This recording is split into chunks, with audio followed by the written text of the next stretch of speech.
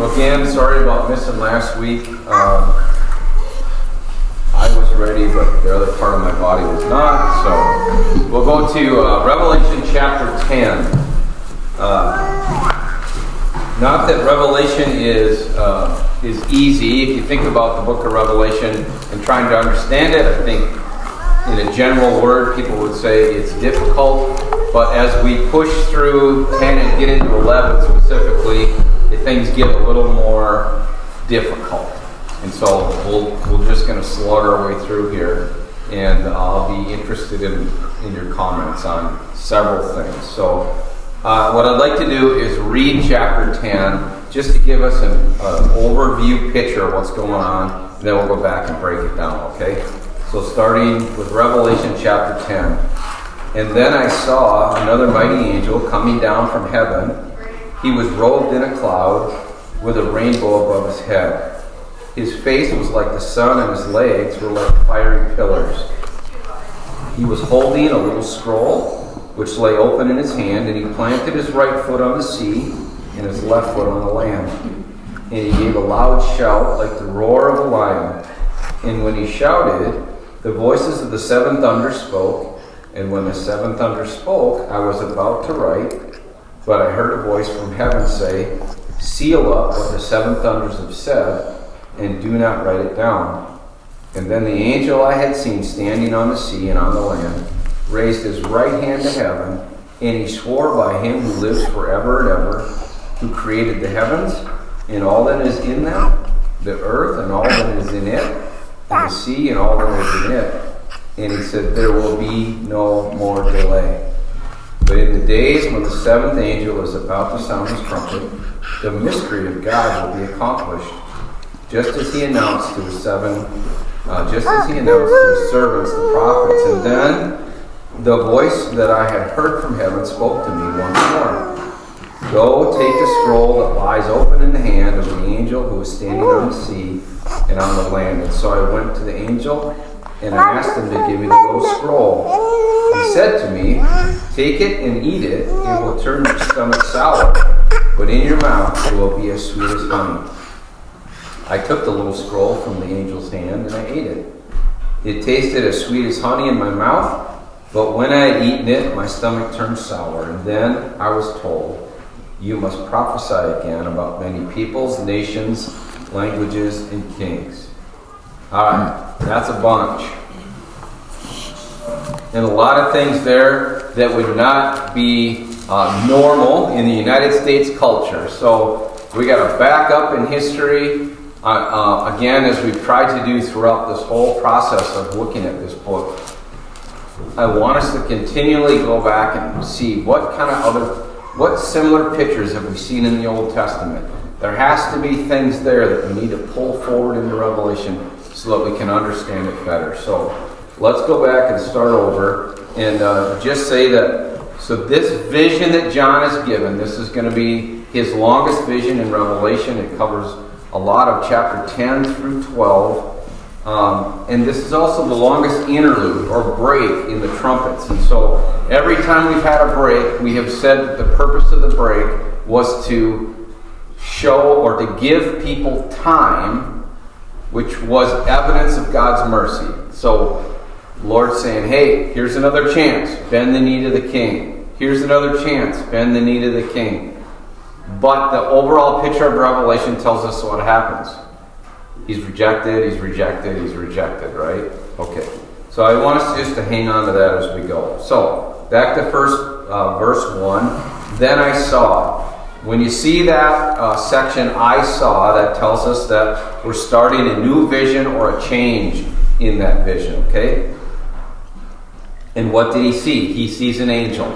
He sees an angel. Does it look like this? I don't know, but I needed something to just have a picture in my mind of what's going on, because again, how many of you have had visions from God and he talked to you and he showed you pictures and he took you around and you were eating stuff and all that? Like, that is just so foreign. All of that is foreign to us, right? And I'm glad nobody raised their hand, because I would have to doubt you maybe on what you were seeing and feeling there, okay? All right. So the angels coming down from heaven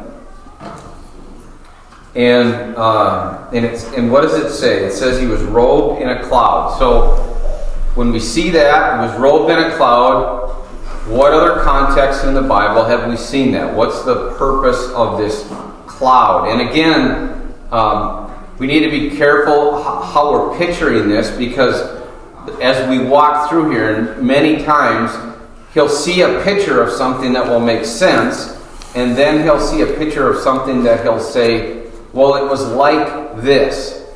Why would he say, well, it was sort of like that? Because he's seeing stuff that he doesn't understand too, right? And yet God told him, write it down. So if you see something absolutely crazy, like, well, this is sort of like this and sort of like that, and you're trying to paint if you were communicating that to somebody else, you're trying to paint them a picture, right? Okay, so we just need to keep that in mind, that he's trying to get you to understand what he saw.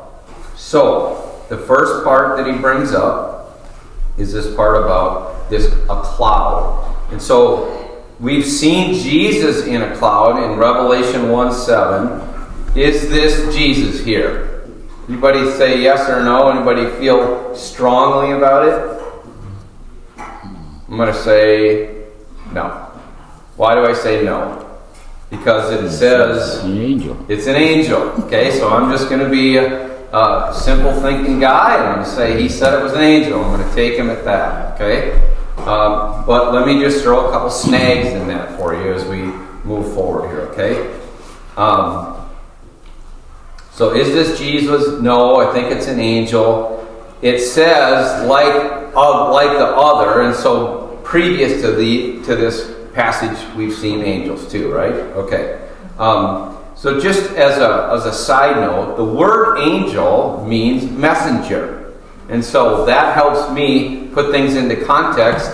If I just inserted that word in there, it would totally make sense to me. The messenger showed up and told me something. Okay. All right. And also, theologically, what's the hierarchy of things? Like, where do angels fit in things? If we would say that we believe in the Trinity, God, the Father, Son, and Holy Spirit, and then there are angels, and we would believe that the angels are holy because they are with God, and we're talking about the angels that didn't rebel, right? And then I'm going to say underneath that is people. And we screwed it up. And so there's a sin barrier there. Okay? Alright.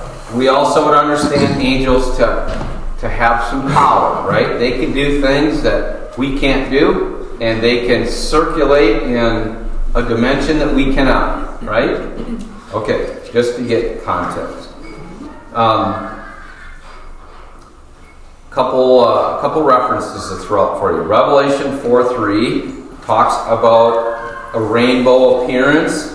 Revelation 1:16 talks about face like the sun, which in that context we've said before is the glory of God. We've actually called it blazing glory, if you'll remember that. Okay? So there's some intensity there.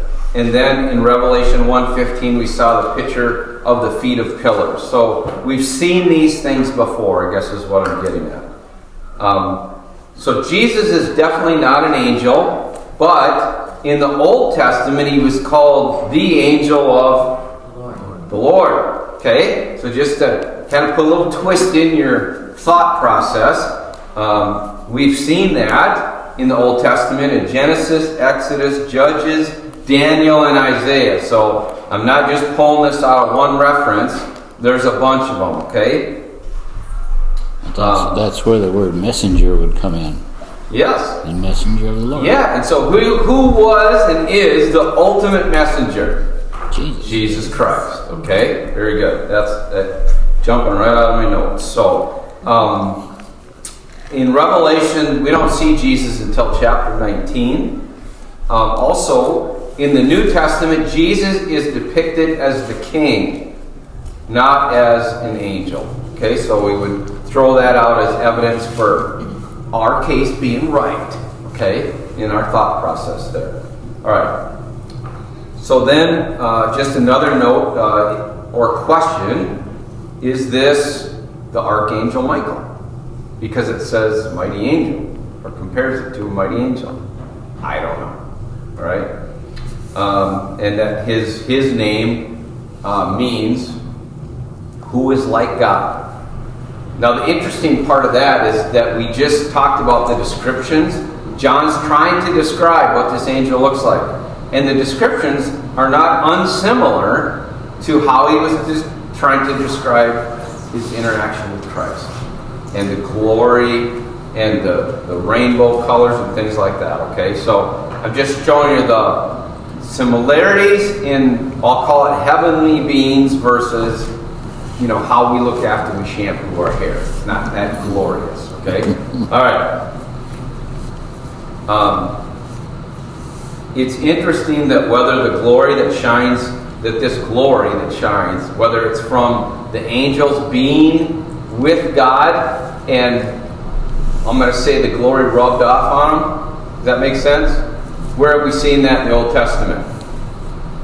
Moses, right? He got a flash of God, and what happened? And we would call it like a nice tan or something. He came back from vacation. You're like, you look different. What happened? Well, I was with the sun, S-O-N. Okay? All right. That, again, I'm dumbing it down for Rick because that's how I think about things. And it makes sense in my head. Okay? All right. In that description, it talks about the feet, which includes the legs. So symbolically, there is an unbending holy judgment. And that's the part that is coming here, is the clouds also are symbolic of judgment. And so put that in context as well. These angels are showing up to give John a vision. And what is he, in an overarching sense, what is he telling them? Hey, judgment is coming. Tell the world. God then gives us these breaks for mercy along the way. Are people going to pay attention or not? He's giving them a chance. He's giving them a chance. He's giving them a chance. But judgment is coming. Okay? All right. The word rainbow is used. That the Greek word for rainbow there is actually iris. Iris was a Greek goddess, so that's how that word goes back to the description of the colors. And it also means a bright halo. And so that makes sense in my head as well as we think about God's glory, the colors that we've talked about the last few weeks. Put all of that together in a mental picture or a picture like that, which makes sense. What else do we get out of a rainbow symbolically? We go back, it takes us back to Genesis. What are we thinking about there? What? A promise, which is the same word as covenant. And covenant is the same as promise, right?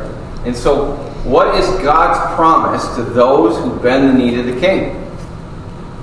Salvation, resurrection, right? All those are good things, not judgmental things. So, this is the complete package coming at him at one time. Okay? All right. So then let's go to verse 2. He was holding a little scroll which lay open in his hand. He planted his right foot on the sea and his left foot on the land. So we have this little scroll, and it says that the scroll is open. Now think back to the beginning of Revelation. When all this started, what was the deal with the scroll? It was sealed. Okay? Now this one is open. Is it the same scroll that was seen before? Got some yeses, got some no's, got some I don't knows. And I'm going to sit in the camp of I'm not sure camp.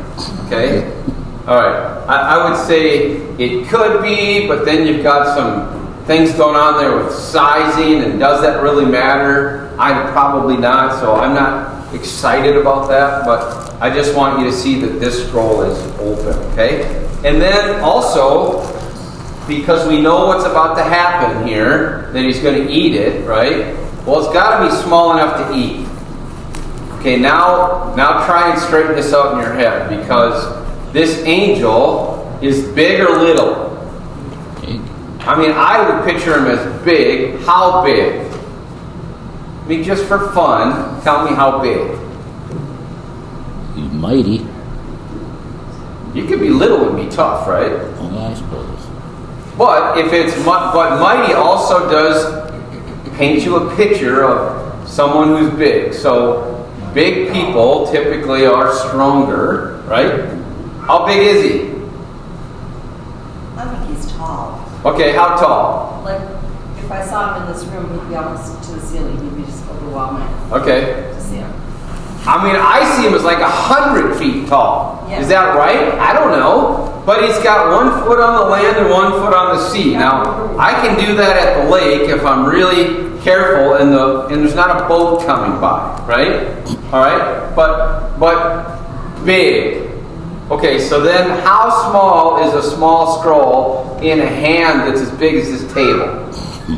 I mean, it's probably still like, like a Bonanza buffet, if you're old enough to remember Bonanza in Brainerd. Okay? I don't know. The bigness of all this, and then you couple that with 1 foot on the... What does it mean to have 1 foot on the sea and 1 foot on the land? What is the point of that? The point of that is dominion. Okay?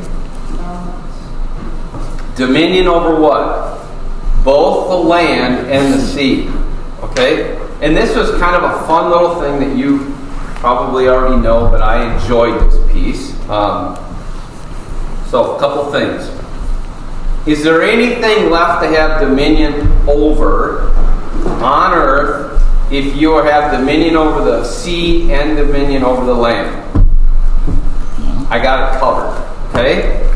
So, previous to this point, when bad things have happened, when the seals were opened, was the whole earth affected or a part of the earth?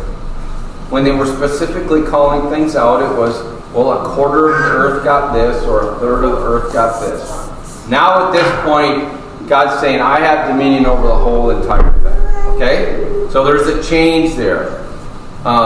What's the big deal with standing on something? And so if I'm thinking biblically, I go back to the Old Testament, and I just want you to listen to this because this is interesting to me. Joshua 1:3. Every place that the sole of your foot will tread upon, I have given to you, just as I promised Moses. This was how they claimed territory. They put their foot on it. And that's the piece that I want you to get here. And if we go back to Ezekiel 43:7, it says, He said, Son of man, this is the place of my throne, and the place for the soles of my feet. This is where I will live among the Israelites forever. I claim it as mine. And there is hope there. There is comfort there. If you have a dad, and we have a heavenly dad who says, you are mine, I claim it. I claim everything around you. I claim the earth. I claim the sea. And I claim you. There's security there, right? That's all really good. But I do want you to see it here that he's calling it out, okay? Why? Let's fly at 30,000 feet for a second. Why is he claiming the earth as his own? As his? Because Christ, the King, is coming back. Why? To be the king over the earth and the sea. Right? Everything. If you're the king and your kingdom covers the earth, what are you in charge of? Everything. And the king is coming back and he's saying, this is mine. I just stomped on it. Okay? I like that. Alright. Go to verse 3. And he gave a loud shout like the roar of a lion. And when he shouted, the voices of the seven thunders spoke. And when the seven thunders spoke, I was about to write, but I heard a voice from heaven say, seal up what the seven thunders have said, and do not write it down. Okay. We have a description. Oh, I forgot to show you that. Alright, we have he says it's like a lion. Why did he use a lion in here? They roar. They roar. And when they roar, is it quiet or is it loud? Well, have I ever heard a lion roar? Do they have lions at the Como Zoo? Oh, yeah. Okay, then I probably heard a lion roar. Or maybe they just sit there and sleep all the time. He's probably hiding in a cave. I probably never got to see him. A couple things about that. We've seen a description of a lion's roar several times in the Old Testament, and so I'm just going to give you some references because it has been seen before, okay? It's a common reference. Jeremiah 25, 29 to 30 talks about the roar of judgment. And so put that in your hat here because that's what's happening here as well, okay? Hosea 11:10 says the Lord roars like a lion. Amos 1:2 says the Lord roars from Zion and thunders from Jerusalem. The roaring, the thundering part, we've seen it before, describing judgment, okay? A couple more verses. Amos 3:8. The Lord has roared, who will not fear? The sovereign Lord has spoken. And Joel 3:16. The Lord will roar from Zion and thunder from Jerusalem. The earth and the heavens will tremble. Okay, back to the lions for a second. Supposedly, a lion's roar is around 114 decibels. Why does it matter? Well, just to compare it to something, it would be like a chainsaw. Because we live up north and we've all heard chainsaws. Some of us have a bunch of them and it's like a shovel. We have them, but we don't want to use them, okay? But when we do, they're loud, right? Okay. And just another little thing about that. God created lions with a special voice box or vocal cords so that they didn't have to put as much air through the box, but it made this very loud roar. And also when we think about the picture of a lion, in the animal kingdom, who's a predator for a lion? Other lions, right? Okay, so they're the king of the jungle. So we see that reflection of king again. So just little things. So God uses one of the loudest creatures in creation as a picture of his power, his authority, and his commanding presence. And that all makes sense to us in our human mind, okay? The seven thunders. So it mentions the seven thunders. We've talked about that before, but we can go back to Psalm 29. We'll just read a couple verses there quickly. Psalm 29, starting in verse 3. The voice of the Lord is over the waters. The God of glory thunders. The Lord thunders over the mighty waters. The voice of the Lord is powerful. The voice of the Lord is majestic. The voice of the Lord breaks the cedars. The Lord breaks in pieces the cedars of Lebanon. And if you'll remember back, like the cedars of Lebanon would have been really big and thought of as strong trees. And when God speaks, he can just smash it. Okay, so we're seeing more power. They're trying to make a description of how powerful that is. He makes Lebanon leap like a calf, Syrian like a young wild ox. The voice of the Lord strikes with flashes of lightning. The voice of the Lord shakes the desert. The Lord shakes the desert of Kadesh. The voice of the Lord twists the oaks. Okay, just to get that description. God, in this moment, is speaking to, or I would say God is, the angel is speaking, but God is revealing something to him here, okay? What did he reveal to him?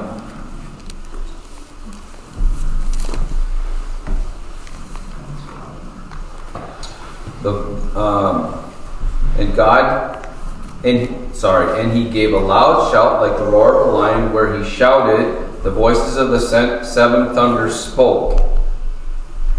So he actually got something there. It wasn't just a roar of a lion without any words, okay? Words were spoken. A message was given. What did he say?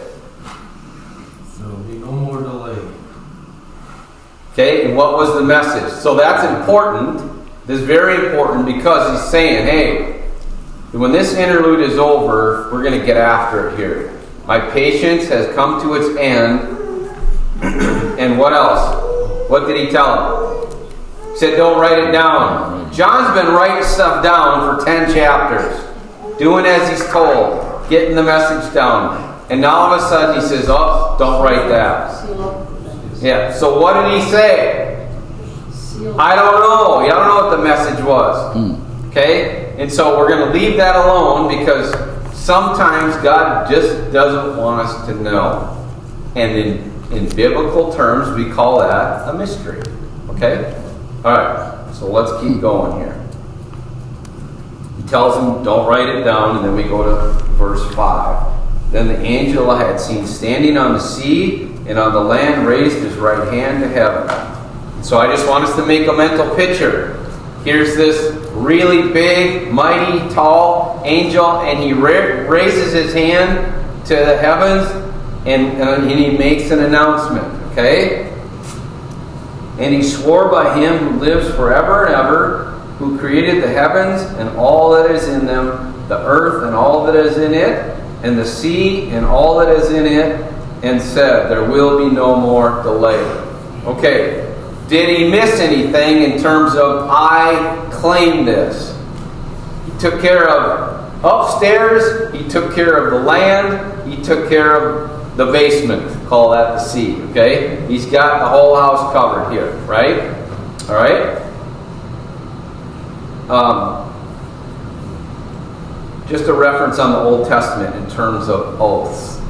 And I wasn't planning on talking about this at all, but just if you flash back to the Old Testament where they were making an oath and they would split an animal in half and walk through the middle of it, it was a binding, could never be broken promise. Okay? And so Deuteronomy 32:40 talks about an oath. It says, I lift my hand to heaven and solemnly swear, as surely as I live forever. And then in terms of eschatology, he says, no more delay. No delay in the fulfillment of my promises. Okay? So this angel, he swears by God who is eternal, who is the creator, and who is the one who made everything. So we've got it all covered there. And then we go to verse 7. But in the days when the seventh angel is about to sound his trumpet, the mystery of God will be accomplished, just as he announced to his servants, the prophets. So we're back to this word mystery again. Biblically, the word mystery is an idea that it is something that you could not know unless it was revealed to us. Okay? So it's a puzzle that you're never going to solve unless I give you the answer. Well, our problem is, because of how we think and reason, if someone throws you a mystery, what do you want to try and do? Figure it out. Like every single time, right? The more curious you are, the better you are at puzzles, the more you want to do that. You want to solve it, right? Okay? And then, again, without getting into a tangent, the more we solve these mysteries, the more we come up with different answers, the more we come up with different denominations and different eschatology, right? As we are trying to figure this out, okay? I'm not saying it's a bad thing. I'm just saying, biblically, it's called a mystery for a reason, okay? In terms of the mysteries, some of them being answered over time, some of them still not being answered, we would go back to Daniel 9. And if you remember that when Daniel was being told prophetic things and it was laying out history, some of that stuff didn't make any sense to him. Why? Because all of those empires and kings that God predicted were going to happen hadn't happened yet. So it didn't necessarily all make sense to him. It isn't all going to make sense to us until it does. Okay? Until God reveals some of that. So sometimes we got to let it go a little bit.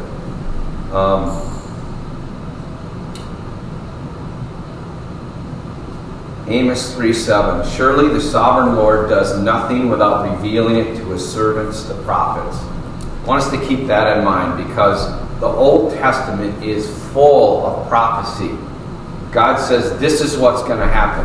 This is what's going to happen. And it came or is coming true. Right? And we talked about this before, that as prophecy was fulfilled, what did that do? It proved that God knew what he was talking about, that he never messes up, and that he has a plan. Okay? All right.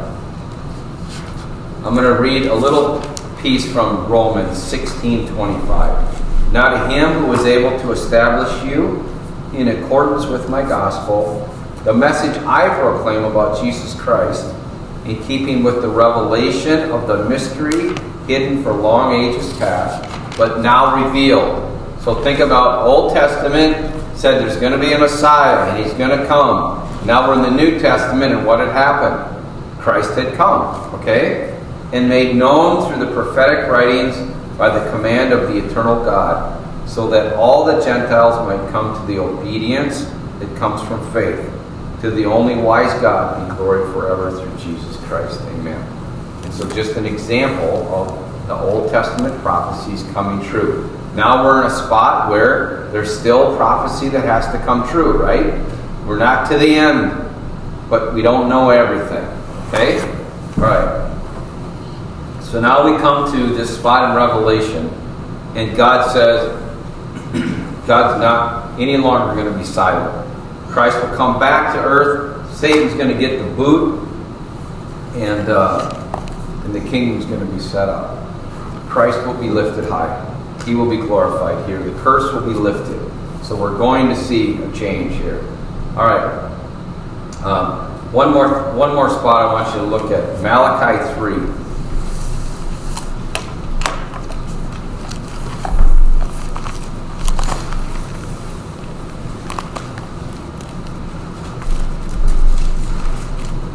Malachi 3, starting in verse 16. Then those who feared the Lord talked with each other, and the Lord listened and heard.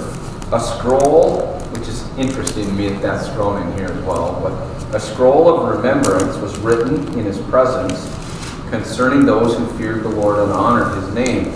On the day when I act, says the Lord Almighty, they will be my treasured possession. Just a side note, we need to remember that. If you're having a bad day, you need to remember who you belong to and what your position is as a child of the King, right? And how does he see you? He sees you as a treasure. That is an incredible thing to hang on to. All right, keep going. I will spare them just as a father who has compassion and spares his son who serves him. And you will see again the distinction between the righteous and the wicked, between those who serve God and those who don't. I bring that up because this is what is about to take place. There is going to be a distinction made. God's going to make that distinction, and what is he going to do? He's going to separate some people between who have bent their knee and who have not. Okay? All right. Verse 8. Then the voice that I had heard from heaven spoke to me once more. Go take the scroll that lies open in the hand of the angel who is standing on the sea and on the land. And so I went to the angel and I asked him to give me the little scroll. And he said to me, take it and eat it. It will turn your stomach sour, but in your mouth it will be as sweet as honey. Okay, so just practically, we just said that how big was this angel? Really big. Really big. A really big, tough guy. And God says, hey, go tell that dude that you want his scroll. And what you're going to do is eat it. Now, put yourself just for a second in John's spot. I don't want to do that. No, I don't think I'm going to go tell the angel, hey, give me your scroll. It may seem silly to you, but put yourself in his spot, okay? He had to have a little courage here to walk up to the big tough guy and say, hey, give me what's in your hand. Now, if you did that at lunch in school, if you went to the school bully and said, hey, give me your lunch. God told me that you're supposed to give me your lunch. What would you get? You would get a fist sandwich. Okay? Alright, so again, I love how real the Bible is, and we tell these great stories of men and women who did crazy, courageous things. But then we act like it's no big deal. So put yourself in that spot. Would you do that? Well, I'd be feeling a little goofy if I was actually seeing visions. And so maybe if God told me to, I'd be scared not to, and I would just go do it, right? I'm more scared of God in that spot than I am about, this tough guy. I don't know. All right, tangent. All right, so who wants to go ask this guy to take a scroll? John is no longer just a bystander. He's not just sitting in the movie theater watching the big screen. He has to get involved here, okay? So then he goes and he takes and he eats the scroll. Where have we seen this before? Should take you right back to the Old Testament, to Ezekiel, right? Ezekiel 2:8-3:4 has a scroll that Ezekiel's supposed to eat, and he's told, eat the scroll. And what's going to happen when you eat the scroll? It's going to taste good, but you're going to feel bad, okay? That's a paraphrase, obviously. So this is a Jewish prophetic commissioning. And this is another example similar to what we saw in Ezekiel 2. Okay? So why is it bittersweet? What is the point of that? Any ideas? None? Okay? Number one, God's in charge. And He is our hope. So that's the sweet part. But judgment is coming. And that's the bitter part. Okay? And that judgment is going to be terrible. Also, if you think about the Scripture, what are we told to do with this? To get this into here. Right? Get this into here, have it travel to here. Okay? And so, internalize this scroll. How is he going to do it physically? He's going to eat it. Symbolic of internalize my word. Okay, does that make sense? Alright. And then he says, I want you to warn everybody that this is their chance to bend the knee. And that's what I need for them to do. Do it before it's too late. And so John is asked to deliver the Word of God to the world, because that's who it's for. It's for the whole world. Everybody in the land and the sea. Okay? That covers us for verse 11. Then I was told you must prophesy again about many peoples, nations, languages, and kings. Okay, now we transition to chapter 11. We got a few minutes that we can start. Okay? Chapter 11 is about the temple and the two witnesses. This is one of the more difficult chapters in Revelation. And it was frightening to me that as I started to dig into this piece, that I found commentators that called this chapter the swamp. What does that mean? Can you walk in a swamp? Yeah, who's walked through a swamp before? The guys here certainly have, and some of the girls who enjoy mud. Okay? Whether you're on a four-wheeler or on your feet. What's the funny thing about a swamp when you try to get across it? How you look while you're walking. What's that? How you look while you're walking. Yeah, how you look. But what happens? How far down you Yeah, where's the bottom? Yeah. Right? Okay. So this chapter can be some of that. Like, when are we going to stop having things to talk about? So let's see what we can do here. We're going to see two witnesses that are sent by God. Why are they sent? Because He's merciful. They come to planet Earth to warn mankind again. And it says everyone will be able to see them. Now, just for fun, think about what this felt like 100 years ago. When they said, and everyone's going to be able to see. And you'd be like, how? Alright, so take yourself all the way back. If you were one of the 7 churches, and you got this letter, and it says, everybody in the world is going to be able to see. How do you figure that out? At that point in time, you would call that a mystery. Well, now what do we call it? Internet. We say, thank you, Elon. We call it Starlink, right? Okay? So today, it's no big deal. You're like, well, of course, everybody's going to be able to see. Not that I want to promote this, but if you open up your phone right now, we can see anywhere down in Minneapolis what the hoodlums are doing today in real time, right? Okay? And so any big event can be seen live, or if you miss that particular thing live, you're going to have replays over and over and over, and every news feed that you can get your hands on is going to be full of it. So it's real easy to see how the whole world is going to know who these two guys are, right? Okay. And then John's given a task, which is to measure the temple. So let's go to verse 1, and it's going to take us a little bit to even get through that piece.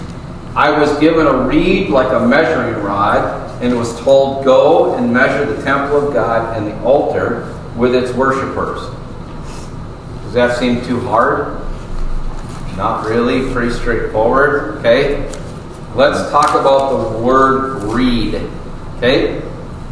He was given a reed like a measuring rod. Well, back in that time, reeds were used sometimes for surveying, okay, and measuring. So that all makes sense now in my head.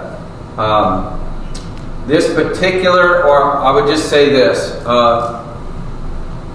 There's the scroll, and all right, this is a Cyprus papyrus. It's a papyrus reed. It grew down by the Nile in the Jordan Valley.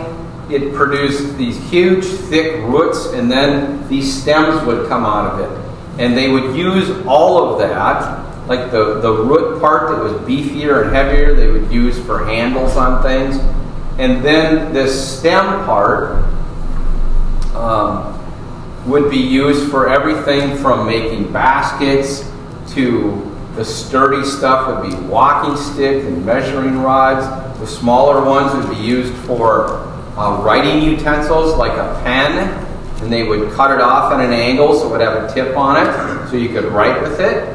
The other interesting thing is that they would make papyrus out of this, and we've talked about this in the past, but that the center of this, and think of it like a bamboo, most of us have probably seen bamboo, so it gives us a better mental picture. But the guts of that is called a pith. And the pith was actually, because I'm a little kid inside, I find this fascinating, you could and would eat it.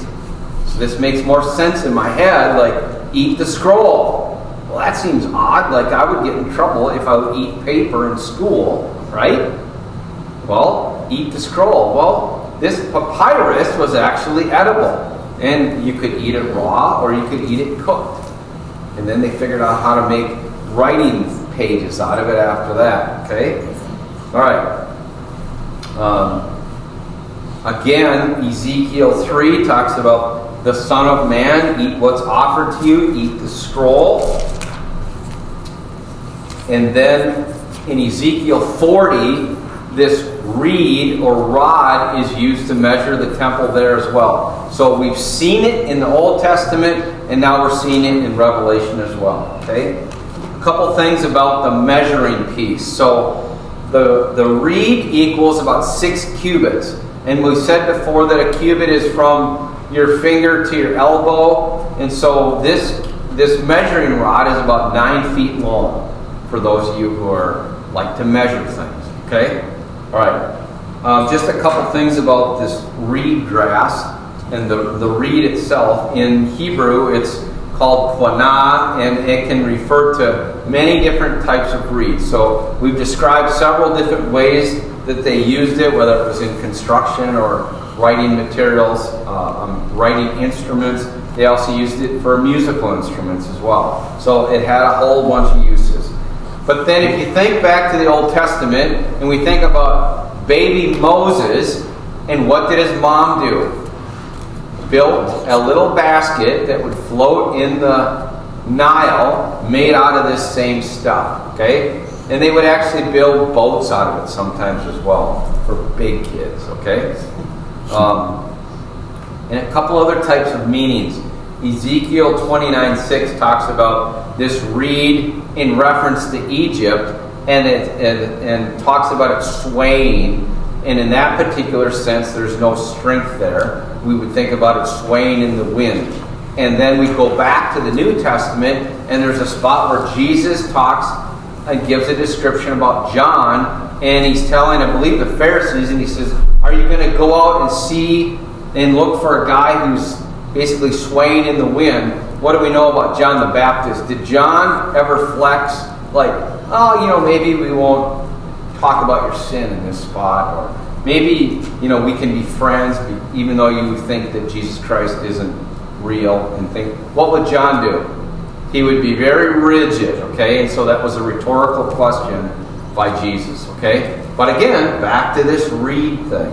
All right. In this case, it's a measuring rod. And though the reeds in this case, in the Greek, it's called a calamus, and it's 10 to 15 feet tall. It's sturdy, it's tall, it's strong. Okay? And so in this specific spot, God is measuring judgment, and He's measuring His possessions. So get that locked in your notes, or scribe it in your Bible. This is what's important about what's going on here. God identifies the temple and the believers as His property. So that's the point. I'm measuring out what is mine, and I'm measuring out what is not mine. In this case, He is measuring out, I'll just say He's measuring Israel for Himself. Now that gets us into some eschatology bind, right? Some of us would be like, okay, what is Israel? Let's talk about that for 16 hours, and then we'll come back and keep going here. Why are you looking at me? I'm not. I'm looking at everything. All right. So I'm going to throw out a bunch of questions, because we need to be thinking about a bunch of things, and how you answer is going to change your view on some things. Again, chapter 11 is a swamp, okay? So we're jumping in and about to get muddy. If we look at this section literally, then there's going to have to be a temple. If Revelation was written in 95 AD, there was no temple. Okay? We probably need to go to some verses here. So, let me just give you a couple things. Amos 9:11 talks about rebuilding the temple. And that was around, don't quote me, 750 BC. It's been a while, okay? Micah 4:1, this passage could be talking about the temple in the tribulation period or the millennial kingdom, depending on how you see that. Maybe we should go look at that first. What is it? Micah 4:1 is what I have written down. I hope that's right. And actually, if somebody can read that, I'm going to move on to a different one.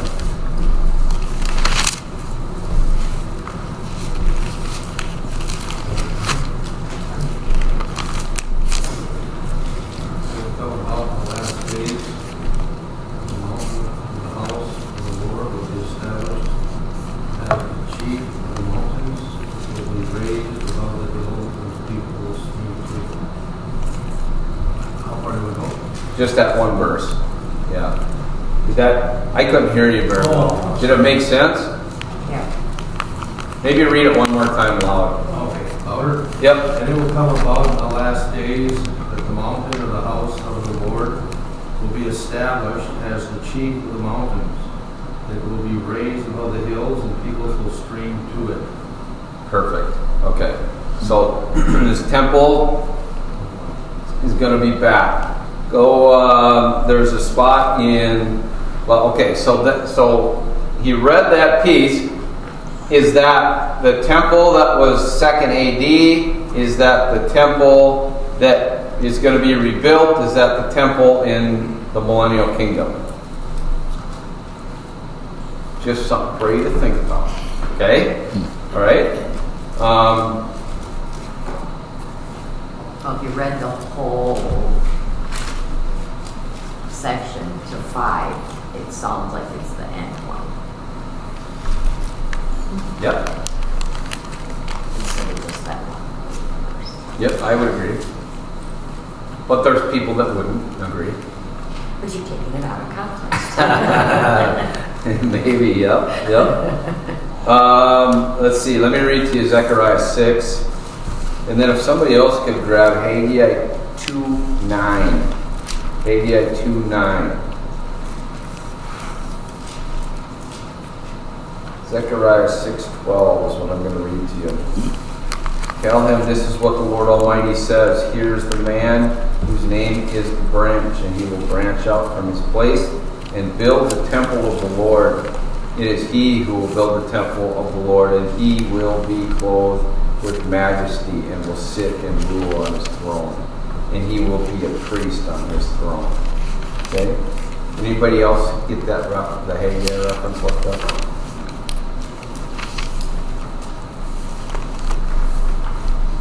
So what I just read to you is pointing to the Messianic kingdom.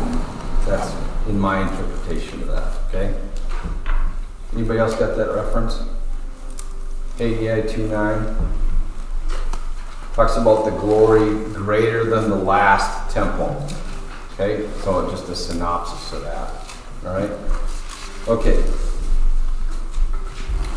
If we go back and think about Ezekiel in the Old Testament, Ezekiel 40 through 42 talks about measuring the temple. And so again, we've seen this before. Zechariah 2:1 talks about measuring, a man with a measuring line. So again, we've seen it before. So back into Revelation. The unmeasured part will be destroyed. The measured part will be protected. That's the easiest way to think about that, okay? All right, more questions. Is the temple real or not? Is the temple symbolic? Or is it a symbol of all believers? Is it not necessarily a physical place? Is it only Jewish believers or is it all believers?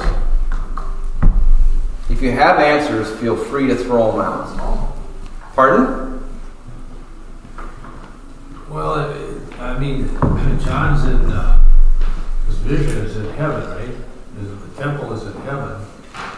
So, he's measuring the temple in heaven. Basically, So he's seen a vision of something, right? right, he's seen the vision. So, whether it's there in our realm or not, it doesn't matter. He's seen it in his vision for the temple. He had seen it, so he knows what it looks like. Okay, so my very next question is it a temple in heaven or is it a temple on earth? I think probably on earth, okay? Because there's no temple in heaven, because God is a temple. There you go, okay? The Antichrist is just going to sacrifice something on the temple during that last period of time. During the end of the tribulation, right? So you would be in the camp that another temple is going to be built. Yes? Okay, all right. Whether it's like, the past temple or not.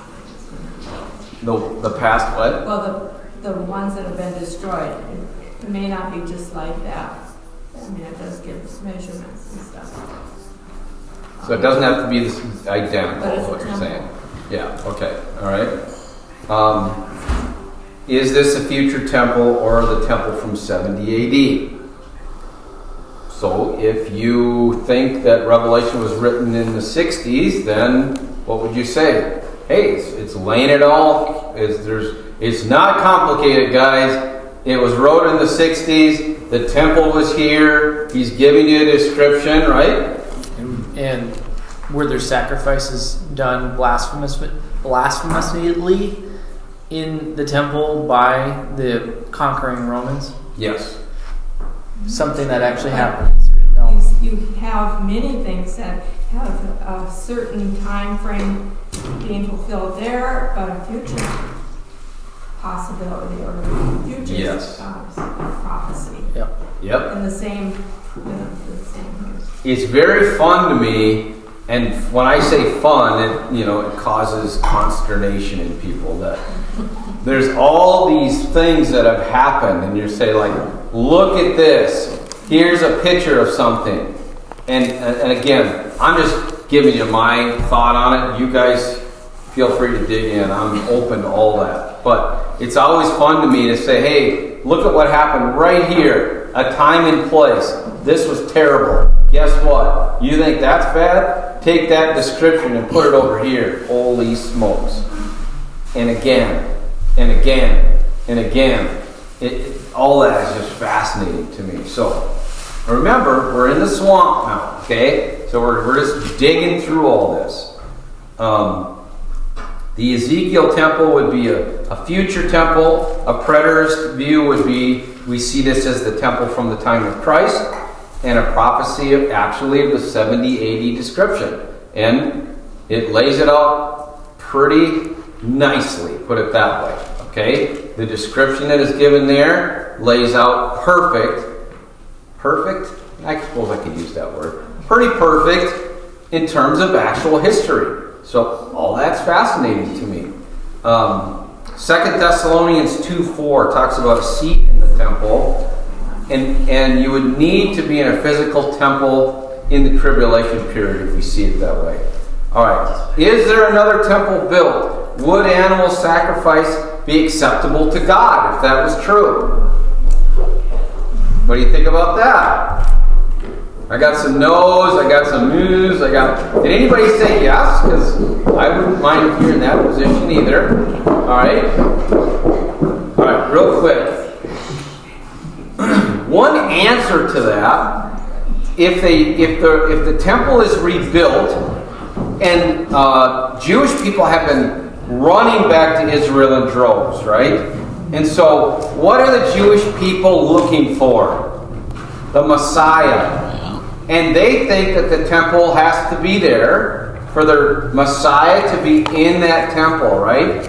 And so, if that temple is built, part of that process is well, let me ask it differently.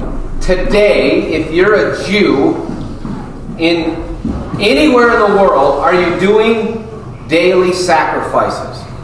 The answer is no. But if you're an Orthodox Jew and you had a chance to do that, would you do that in a second? Yes. Why? Because God told me to do it. Right? And so they think that they're doing the right thing. So think about this as we get out of here today. What happens if that time period and the Jews more intently looking for Messiah, and they are coming back and start doing their daily sacrifices? Is that acceptable to God? No. Is it bringing people back to a spot where they are looking intently for Messiah? And I'm going to say maybe. And so in that process, does that bridge people as they come closer to Christ? Because if we keep reading here and the Jews do come back to Messiah, is that part of the process? Welcome to the swamp. All right? Thanks for being here.